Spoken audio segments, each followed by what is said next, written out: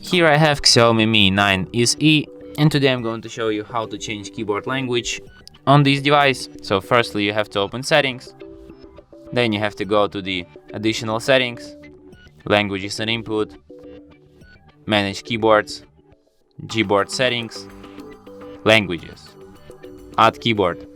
Here you can see the whole list of languages in which you can type on your keyboard. Let's select, for example, maybe, as you can see, there are a lot of languages available here. So let's select, for example, Greek,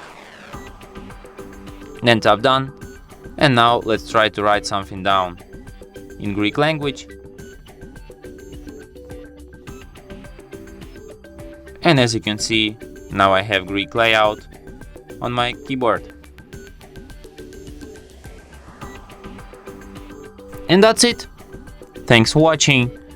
If you find this tutorial useful, don't forget to hit that like button and subscribe to our channel.